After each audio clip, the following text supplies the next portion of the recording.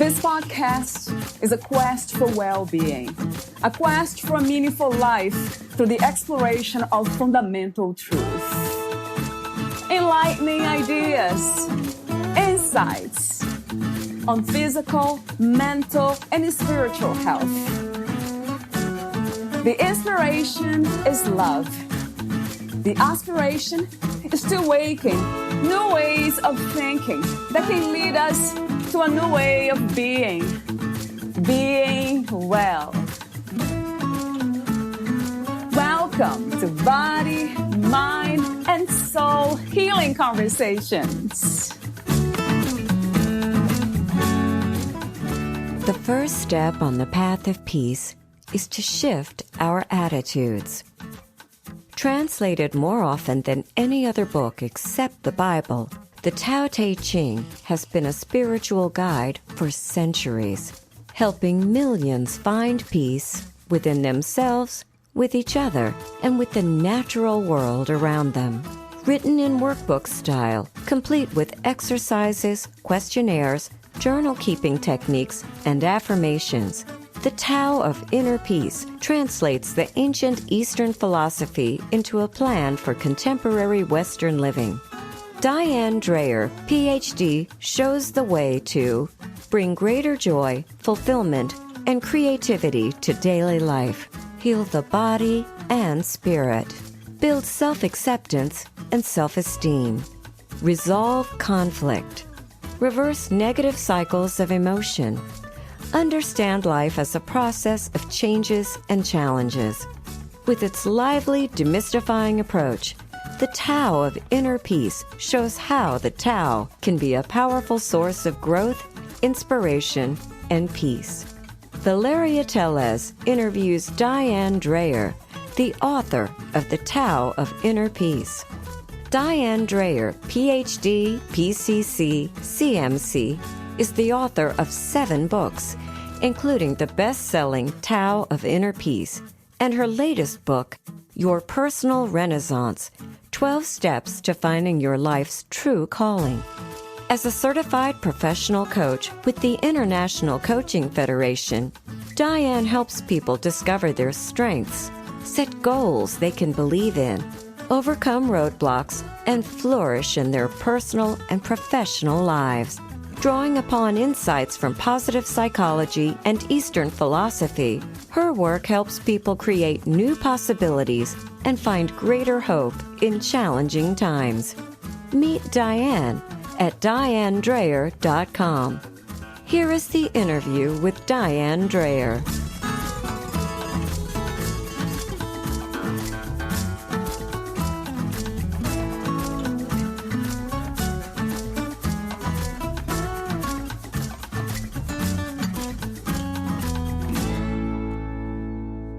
In your own words, who is Diane Dreher? Oh, okay. In my own words, on the surface, I'm a writer, I'm a college professor, a Reiki master, a professional certified coach. But beneath the surface, I'm a lifelong student. I'm always learning. And I see life as a journey of discovery. Before we explore some of the topics related to the Tao of Inner Peace, the book you have written, I have some warm-up questions. The first one relates to 2020. What insights have you gained from the events in 2020, Diane?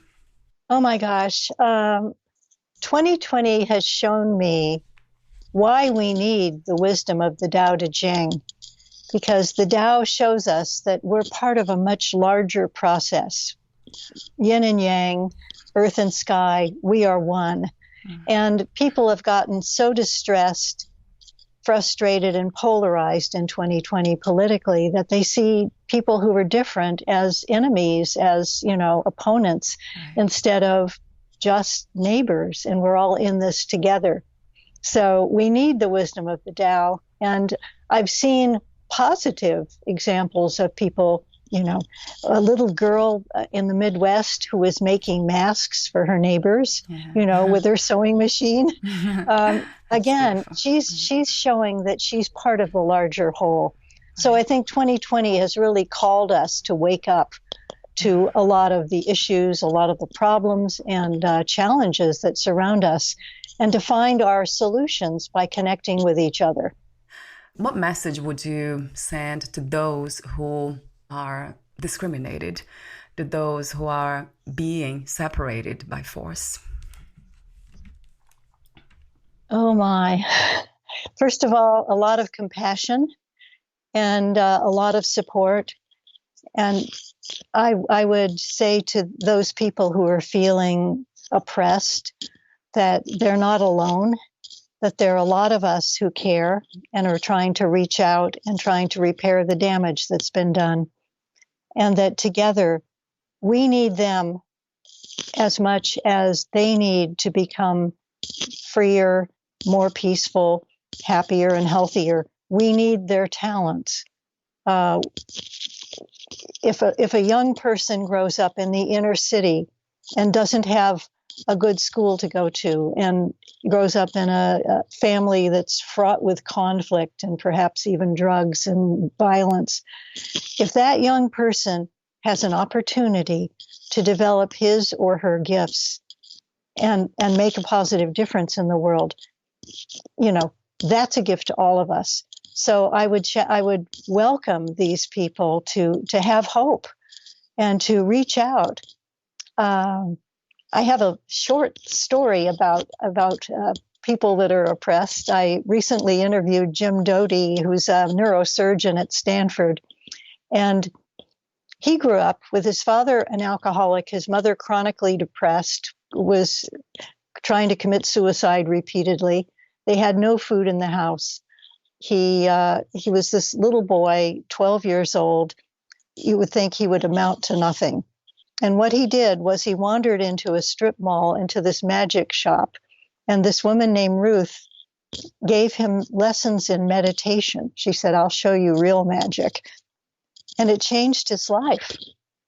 It showed him that there's more than what he had in front of him. You would think that he would be headed for nothing.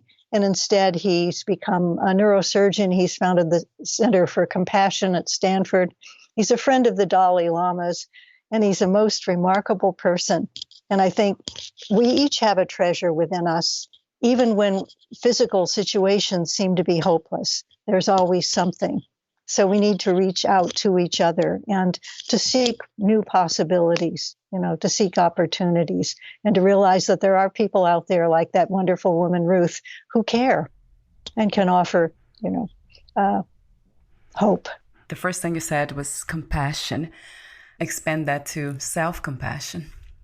That's a powerful practice, isn't it, Diane? Oh, yes, absolutely. Apparently, when the Dalai Lama came to this country, people were saying, here's this, loving kindness meditation that you can do. And you start with yourself. You send yourself compassion. And these people, Americans, were saying, "Ooh, I can't do that." Right. He said, what do you mean? Compassion, we're all one. How can you not, all persons, all beings want to find joy and peace and avoid suffering? Can't you give that gift to yourself? So a lot of meditation teachers teach the loving kindness meditation, not beginning with ourselves, because Americans have this problem, but beginning with someone you love, even a dog or a cat that you love. And then after you feel loving kindness for your dog, then you might be able to feel funny. A little for yourself. It's ridiculous. I know. That doesn't make sense, but it's a beginning, right? It's a path as well. What is not a path, really? But it's really a problem because a lot of us have internalized this inner critic that just beats us up and says things to us that we would never say to any of our friends or anyone. Calls us names. So we definitely need self-compassion. It's part of the wholeness of life. Yeah, yes. And I wonder why is that so challenging, this practice of self-love? It's more challenging to people in the West, apparently, than it is in the East, which is why the Dalai Lama did not understand people when they were telling him, what? You feel critical, and you put yourself down and you say nasty things to yourself. How can that be? Because in Buddhism, there's this sense of oneness, as in Taoism, as in most Eastern philosophies, and as we learn when we practice meditation. Yeah, what is the root cause of that lack of self-acceptance, of not accepting ourselves? That is a very deep question. A lot of my coaching clients come in with great, wonderful goals, and then they have this inner critic that tells them, you're not good enough, you can't do it. And a lot of times that comes from a parent who is very judgmental, or a teacher, or an episode with a coach, or something from our childhood that we've really kind of internalized and that gets triggered whenever we reach out to try to do something that we care about. It sneaks up and ambushes us with all these negative accusations. It's part of our past, and I think it's been programmed into us. But fortunately, we can replace that programming with self-compassion. And on a daily basis, whenever we hear the inner critic, we can just name it. And by naming it, we can tame it, name it and tame it. Because when we say a word, it takes our brains out of that amygdala stress, automatic reactive behavior, and into our areas of the brain that deal with verbalization, with language, and puts it back into the prefrontal cortex so that we're conscious, we're mindful, simply by naming it, by calling it a name. So some of my clients actually have some pretty funny names for their inner critic, which again makes it less frightening and less automatic. And then telling themselves, of course you can do it, whatever it is that he or she wants to do. And maybe taking a moment to do a loving kindness meditation. So in a way, it's befriending all parts of us without any judgment. Absolutely. Yeah. And what's interesting is that the more we do this, we make new pathways in our brains. It's like working out with weights. Right. Every time we do that, we name the inner critic, give ourselves self-compassion, treat ourselves as we would a dear friend. It's like a rep with a weight. And the more often we do that, the stronger we get in terms of compassion. And the fainter and the weaker the voice of the inner critic becomes. Yeah. What is inner peace to you, Diane? What is inner peace has to do with what we were just discussing, self-acceptance, being centered.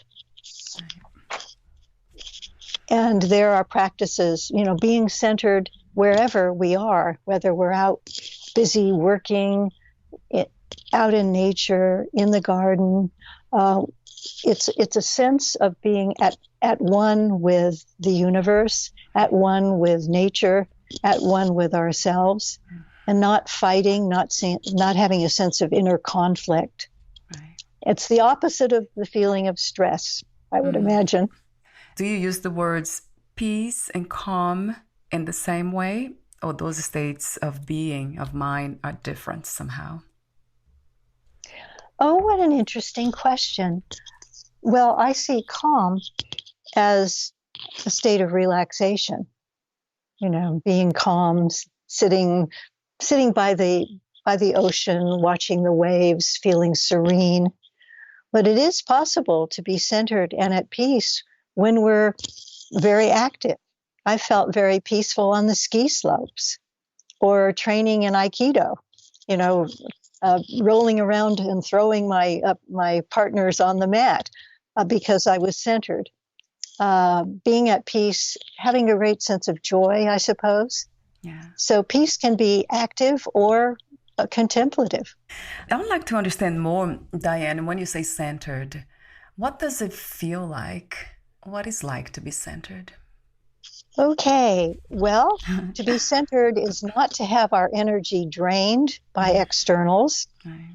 And the Tao has a lot to do with the Tao Te Ching, which is, of course, this very ancient piece of work by Lao Tzu, written about 25 centuries ago, which calls people to become aware of the energies within and around them. And we're centered when our energies are focused, when we're present, when we're mindful, as it says in Buddhism, and when we're aware of who we are and what we're doing. A lot of times in this country, people's bodies are one place and their minds are someplace else, which is obviously totally uncentered. I learned how to be centered when I was moving, when I trained in Aikido. I find it much easier to be centered when I'm sitting in my meditation space, with the door closed, with nothing bothering me. But it's much more challenging to be centered when somebody is attacking us, either verbally or actually physically. And yet, Aikido teaches a way of centering that brings us so much strength and so much power that, for example, I would watch one of the Aikido teachers, Miki Oneda, who is about 5'2", throw men who weighed over 200 pounds easily, being centered.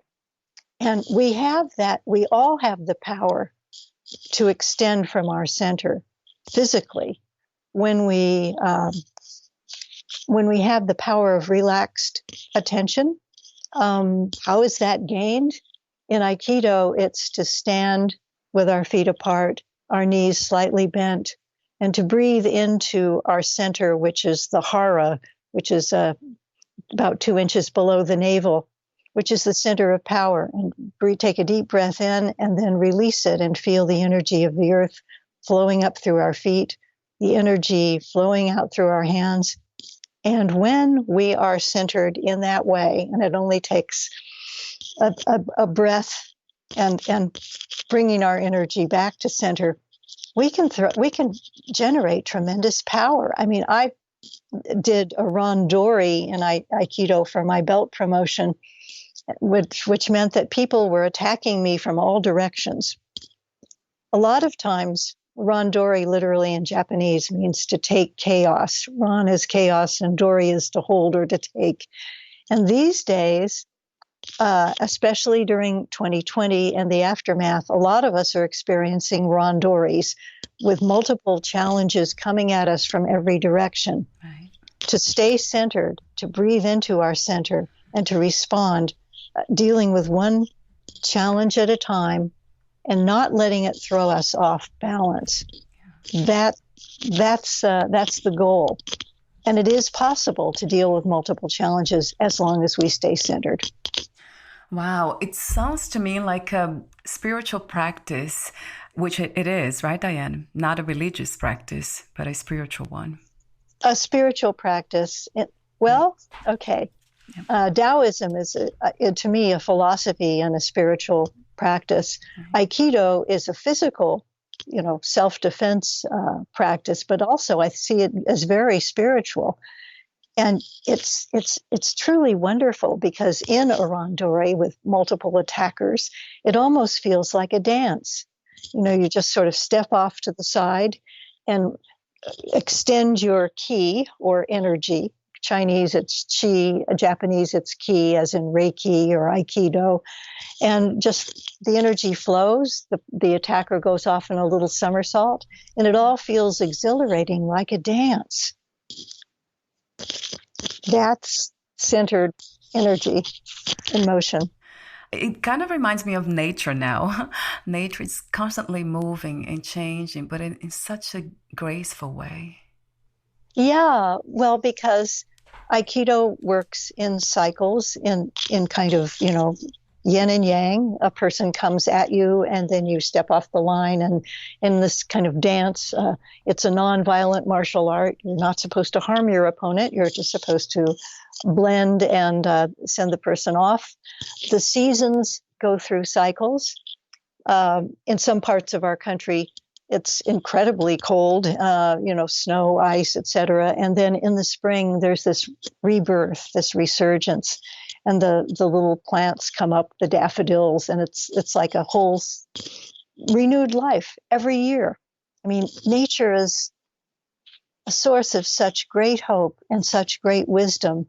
And one of the reasons I love Taoism so much is that it's based on the wisdom of nature. Right. Right. And we are not apart from nature. We are nature itself. We are, absolutely. In fact, I think I have a little Chinese character in the Tao of Inner Peace that there's, the character for a human being is just this, looks kind of like an inverted V, run. And the character for nature are two parallel lines that go across that little inverted V. So that the idea is that as human beings, we are part of nature. We're all part of the same process. You can't have nature without human beings, and you can't have human beings without nature.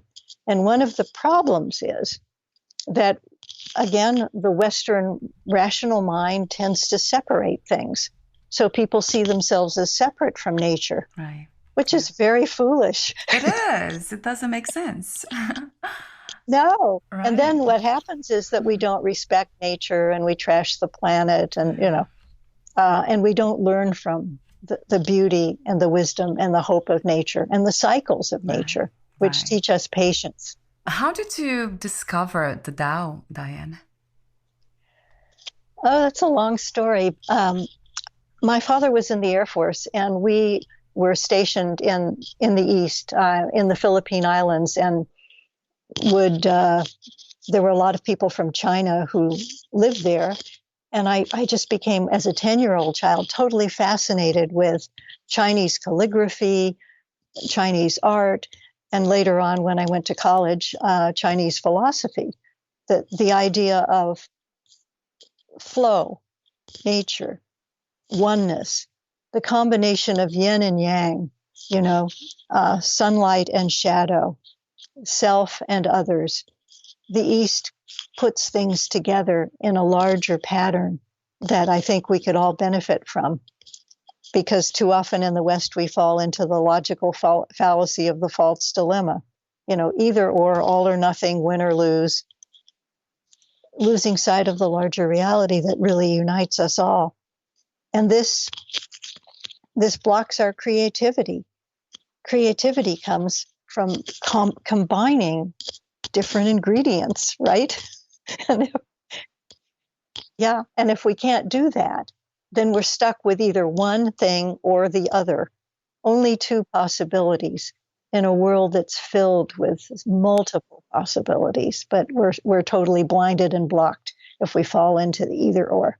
So I love Eastern philosophy because it's both and, because it is self and other, and because it combines multiple perspectives and multiple talents, and I think offers us hope for greater personal and political harmony on many levels. Yes, I agree. It embraces it all, right? To find the harmony, to go back to that dance or to keep dancing.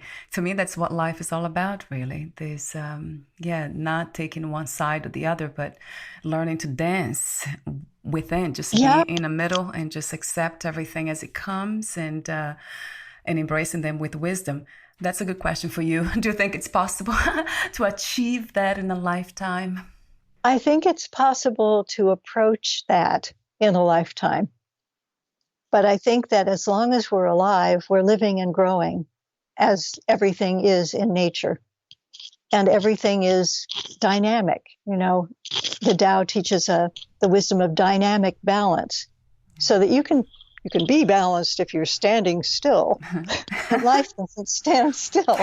True. So to be balanced and flow and recognize that, today is different from tomorrow and everything is process. And what's the lesson of today? How can I be balanced in this day, this time, blending with these energies that I see before me and within me? So I think it just continues all the time. some of the wisest people I know. I met Linus Pauling one time years ago when I was in college. And he was, this wise old man with this wild white hair, and blazing blue eyes. And he had this incredible energy. And he said, his life as a scientist was a continual state of discovery. And okay, 2 Nobel Prizes, I can see, but just that, that he wasn't finished learning, I think, until the last day of his life. He's a wonderful role model. I mean, I'm not a scientist, but I was very inspired by his spirit.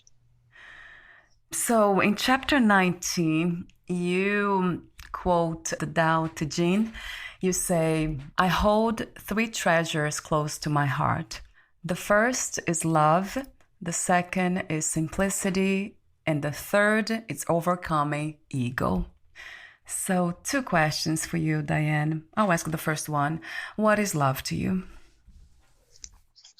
Oh my gosh, what a beautiful question. Love is, to me, and it's the energizing creative power of the universe. It's all of life. It's a sense of inspiration. When we're in love, romantic love, we feel connected to something more than ourselves. We feel connected with the person that we love. When we feel a sense of inspiration, whether it's poetry or religion or nature, we feel connected to something greater than ourselves. Yeah. And for Dante, medieval poet, he believed that love was the force that moves the sun and the other stars, that inspires and guides us through life. So that, to me, is what love is. And my other question is about the ego. Talk to me about the ego, or what the ego is. The ego is the part of ourselves that creates a sense of identity, personal identity. And there's nothing wrong with the ego. We all need a sense of personal identity. But one of the problems with the ego is that it makes us feel like that's all there is. Yeah, true. And it separates us from everything else, and to some degree from everyone else. I have heard false self. That's another way of saying that. But then when we talk about this idea of integration, embracing all opposites in all parts of us, the ego it's not a problem. It doesn't represent an issue, right, Diana? It's something to be embraced as well, perhaps transformed, but also embraced. Yeah, it's a part, Right. And the Tao shows us that, there is yin, but there is also yang. Right. So we don't exist alone in isolation. No human being does. I mean, I used to ask my students in my classes, how many people have touched your life today? And did you make your shoes? Did you make your clothes? Who brought you your food? Where did you get, again, we're connected to all different forms of life, to nature, which provides us with the food we eat, to the people who've made our shoes and our clothes, to the people who built our houses and everything that we use, our cars, our computers, our phones. We're always connected. We have this myth of American individualism, but we're more than individuals. We have to be. What is the meaning of freedom to you? What is to be free? What it is to be free? Oh, what a great question. Okay. I believe that we're all essentially free in the way that Abraham Maslow talked about self-actualization. Yeah. We're given certain strengths, whether it's, you explain this by religion or heredity or whatever.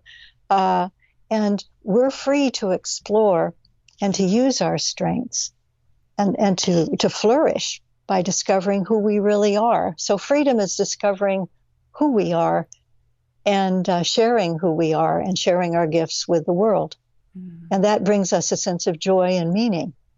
Yeah. So I guess it's freedom to become our most our wisest selves, our most fulfilled selves, and our most connected selves. Made me think about some answers I get about the purpose of life. In a way, you answered that question too. What is the purpose of the human experience? Yeah. And just imagine if everyone around us had the opportunities, and I think it's the role of government actually to help people find opportunities to make education accessible, so that to give people just the opportunity to develop their strengths. We would have so much creativity. We would have so much resourcefulness and ingenuity because all these people would be using their strengths. Yeah. Engineers, scientists, doctors, artists, painters, poets, teachers, everyone.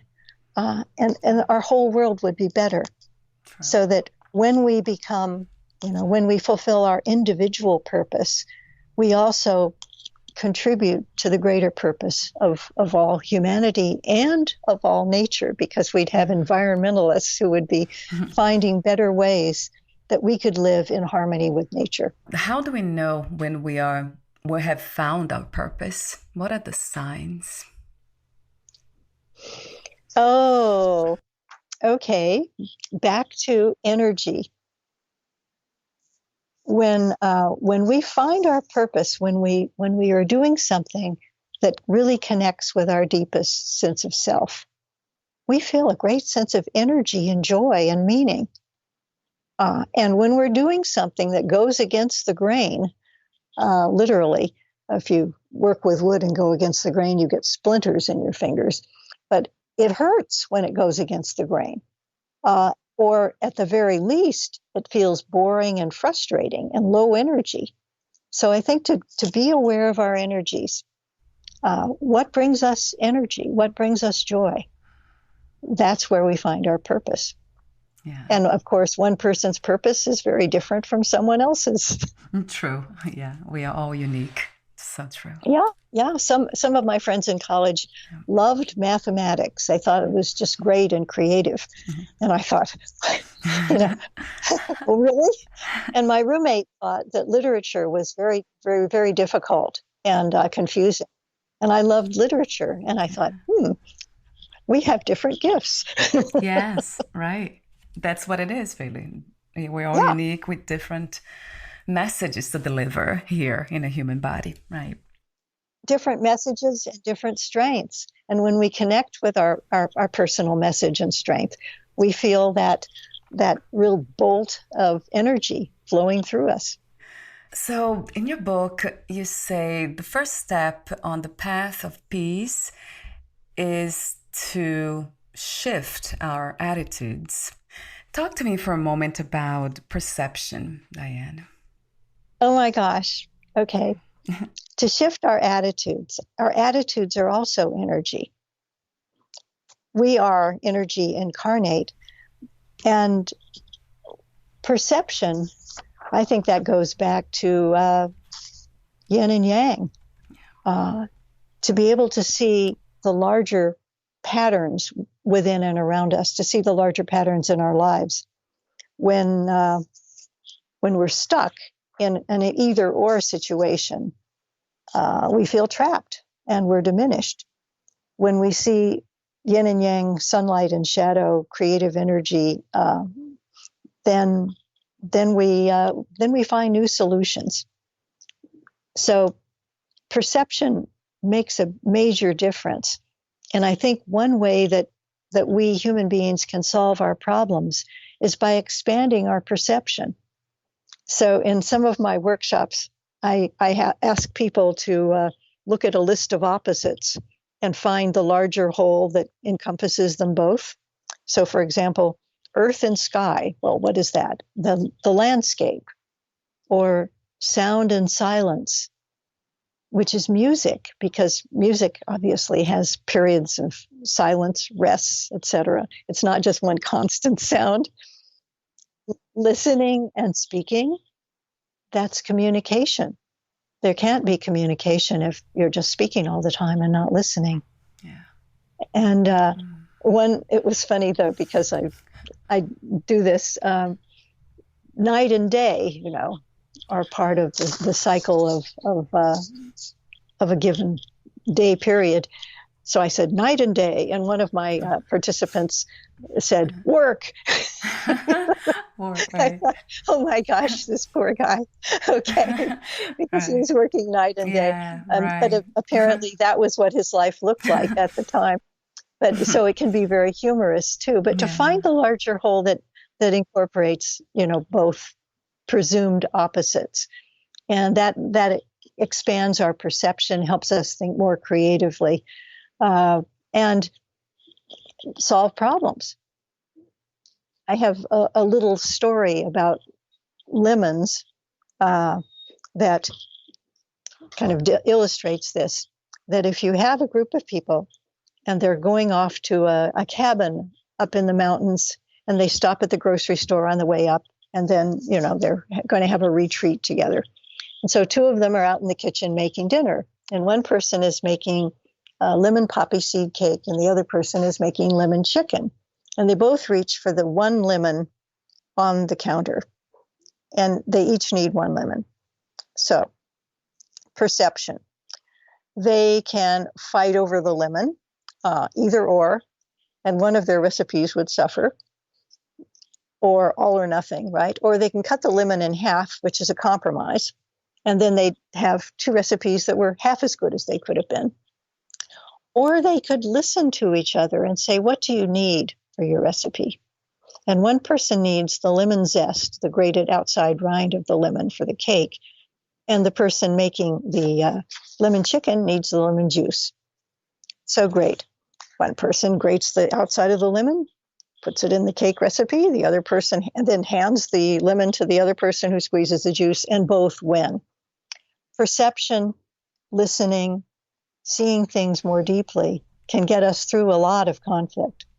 In chapter 17, you quote the Tao Te Ching. It says, the best people are like water.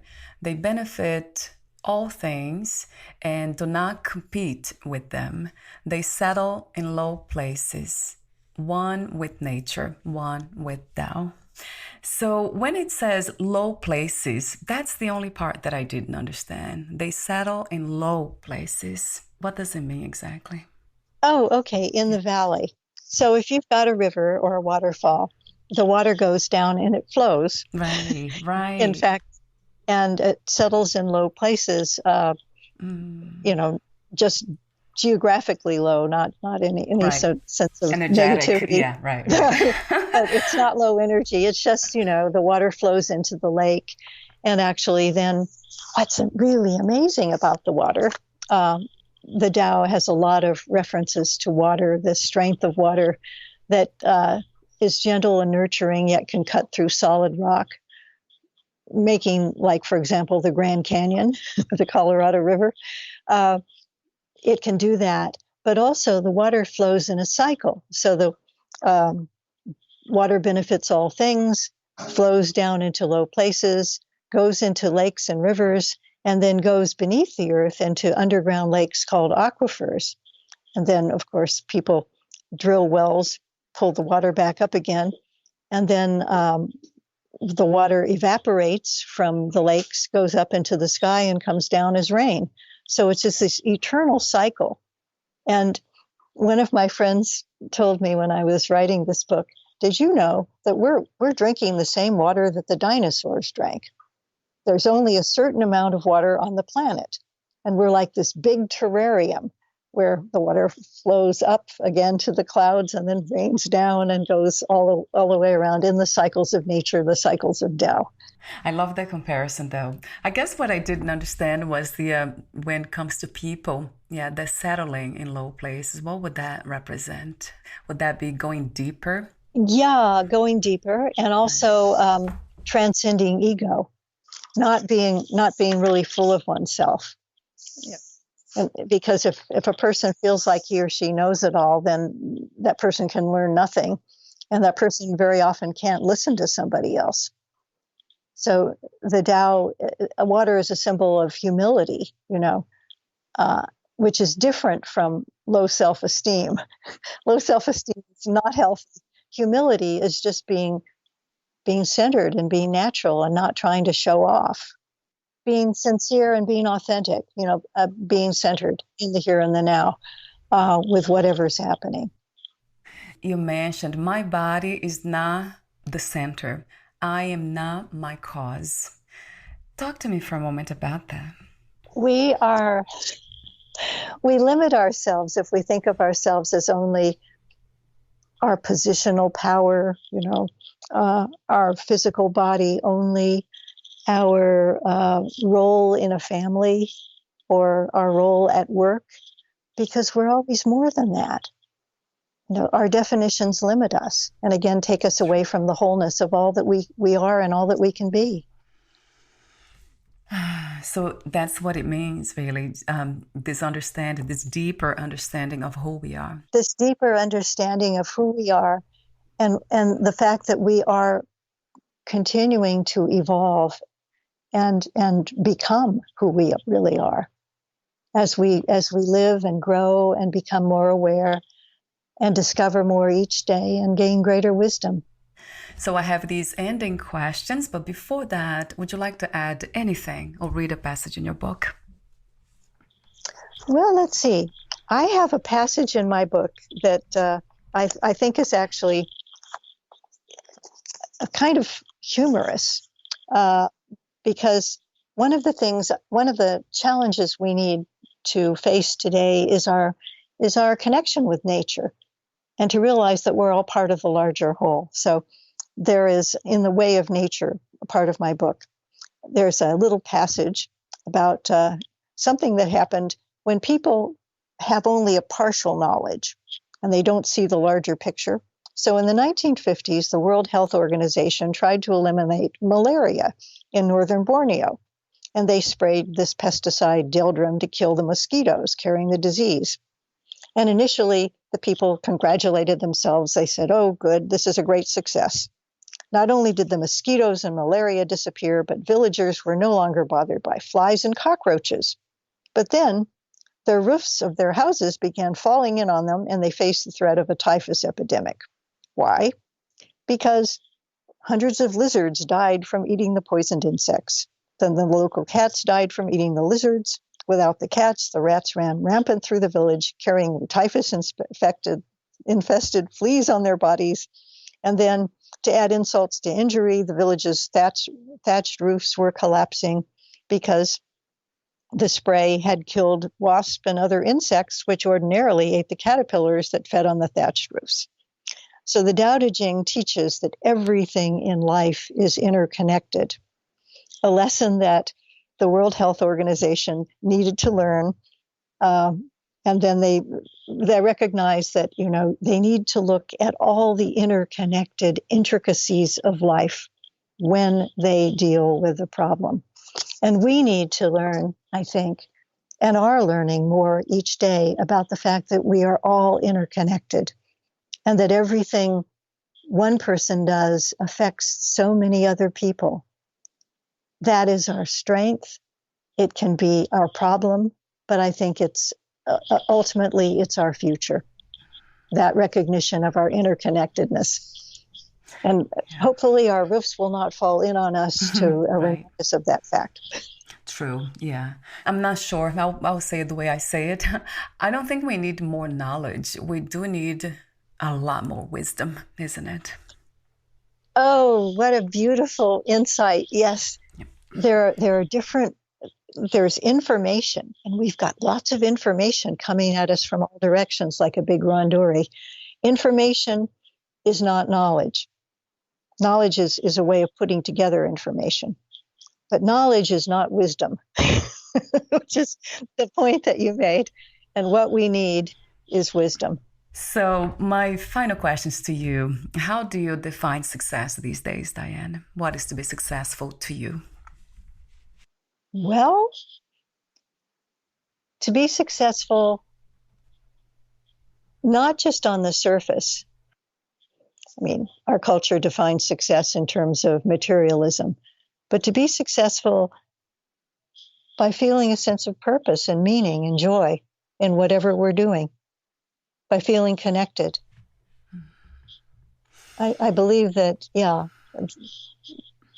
feeling a sense of fulfillment, feeling a sense of joy, feeling a sense of connection with the larger patterns of life, that to me is success.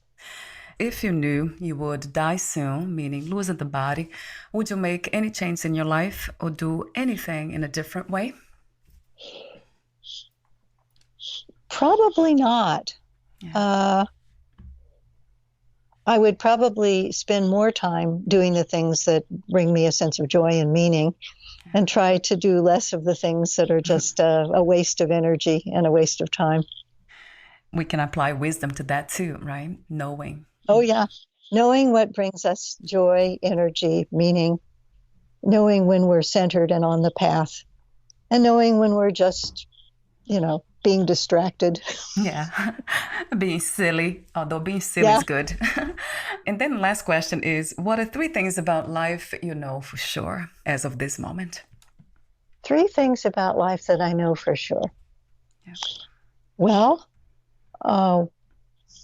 one is that we're part of nature, and that we, like nature, are constantly growing and evolving. So that's 2.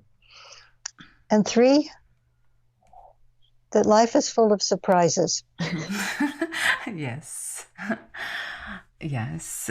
Thank you so much again for your peaceful presence, your timeless wisdom, for being aware of your purpose, and everything that you do is just beautiful. Everything you say, everything you do, everything you write, it's right there in that center of the heart, as I call it. Thank you so much, Diane. Thank you. Where can we find more information about you, your books, products, services, and future projects?